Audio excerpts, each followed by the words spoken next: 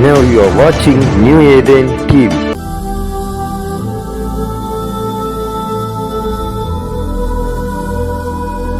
எனக்கு அன்பான சகோதர சகோதரிகளே, ஆண்டவராகிய இயேசு கிறிஸ்து நாமத்தில் உங்கள் அனைவரையும் வாழ்த்தி வரவேற்கிறேன். இன்றைக்கான தினவசனம் மத்தேயு 5ஆம் அதிகாரம் 11ஆம் இறைவசனம்.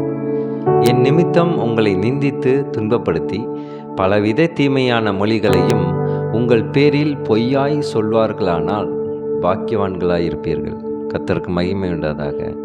இன்றைக்கு நாம் பெரும் பாடுகளையும் எதிர்ப்புகளையும் சந்தித்து வருகிறோம். அவர் நிமித்தம் நாம் நிந்திக்கப்படுகிறோம். இப்படிப்பட்ட தீமைகள் நம் வாழ்க்கையிலே ஒரு சூழ்நிலையாக வரும்பொழுது நாம் அதை குறித்து கலக்கம் அடைய வேண்டாம். நாம் ஆண்டவருடைய பார்வையிலே மிகவும் ஆசீர்வதிக்கப்பட்டவர்களாக இருக்கிறோம். எனக்கு பிரியமானவர்களே, நம் ஆண்டவரை நேசிப்பதனாலே இந்த உலக பார்வையில் இருக்கும் மக்கள் நம்மளை காயப்படுத்தலாம். அதை குறித்து நாம் வேதனைப்பட வேண்டாம். ஏனென்றால் ஆண்டவருக்காக நாம் நிந்திக்கப்படுகிறோம் என்று சந்தோஷப்பட வேண்டும். எனக்கு பிரியமானவர்களே, எப்படிதான் ஆண்டவர் மக்களை அனைவரையும் அன்பினாலே வழிநடத்த வேண்டும், அவருடைய ராஜ்யத்தில் என்னவெல்லாம் இருக்கிறது என்று எல்லோரிடத்திலும் பகிர்ந்தார்கள். ஆனால் நம் ஆண்டவரை இயேசு கிறிஸ்துவை பித்து பிடித்தவன் என்று சொன்னார்கள், பைத்தியக்காரன் என்று சொன்னார்கள். என் இயேசுவோடையுடன் சகோதரர்களே பைத்தியக்காரனாக நடந்து கொண்டு இருக்கிறார் அப்படின்னு சொன்னாங்க.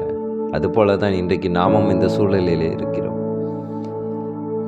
எது நடந்தாலும் சரி, உலகத்தை விட நம் ஆண்டவரோடு இருப்பது தான் மிகுந்த உன்னதமான காரியமாக இருக்கிறது.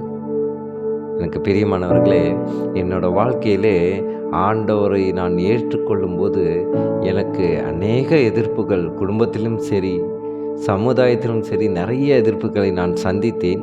ஏன் அதற்காக என் 8 வருட காலம் நான் வேலை செய்த அந்த வேலையை கூட நான் விட வேண்டிய சூழல் ஆகிவிட்டது. அதை குறித்து நான் கஷ்டப்படலை, மிகவும் சந்தோஷப்பட்டேன். ஏனென்றால் நான் ஆண்டவரை சந்தோஷப்படுத்தி இருக்கிறேன். உலக சிந்தனை உள்ள மக்களை சந்தோஷப்படுத்துவதை விட கடவுள் மீது பற்றுதலாக இருப்பதே நலமானது என்று என்னுடைய வாழ்வு மூலியமாகவே நான் அனுபவப்பட்டேன். எனக்கு பிரியமானவர்களே, நம் வாழ்க்கையில் ஒவ்வொரு கஷ்டமும் நமக்கு ஒரு அனுபவத்தை தருகிறது. அந்த அனுபவத்தினால தான் நாம் மற்றவர்களை மீட்கப் போகிறோம் என்பதனால தான் ஆண்டவர் இதை சொல்லிக்கிறார். இந்த தினவசனம் மூலியமாக நாம் எப்பேற்பட்ட துன்பத்துக்கு ஆளாகினாலும் சரி, நாம் பாக்கியவான்களாக இருப்போம் என்று. எனக்கு பிரியமானவர்களே, கடும் எதிர்ப்புகளிலிருந்து இன்னும் நாம் கடைசி காலத்தில் வாழ்ந்து கொண்டு இருக்கிறோம். இன்னும் நிலைமை படுமோசமாக அமையும் என்று ஆண்டவர் சொல்லியிருக்கிறார். அதன்படியாக நாம் இந்த எதிர்ப்புகளை எல்லாம் சந்திக்க சகிப்புத்தன்மை வளர்த்து கொள்ள ஜெபிப்போமா? சோத்திரங்கத்தாவே துதிக்கிறோம் எங்கள் அன்பு நேசரே. அப்பா, உமக்காக நாங்கள் படும் பாடுகளை நீர் கண்டு இருக்கிறீர் ஆண்டவரே. ஆனாலும் இந்த உலக மக்களுக்கு நாங்கள் கீழ்ப்படியாமல் அப்பா உங்களுக்கே நாங்கள் கீழ்ப்படிந்து உமக்காகவே வாழ்ந்து உமக்காகவே சாட்சியாக வாழ்வதற்கு தேவ கிருபை செய்யும் ஆண்டவரே. எங்கள் அன்பு சகோதர சகோதரிகளுக்காக நான் ஜெபிக்கின்றேன். அவர்கள் தொடர்ந்து திருச்சபைகளுக்கு சென்று உம்முடைய வார்த்தையை தியானிக்கிறது மட்டுமல்ல, மற்றவர்களிடத்திலே அன்பு காட்டவும் நீர் அவர்களுக்கு நல்ல ஞானத்தை தந்துடும். நான் ஜெபிக்கின்ற கர்த்தாவே துதிக்கிறோம். இயேசு மூலமா ஜெபிக்கின்ற நல்ல பிதாவே, ஆமீன், ஆமீன்.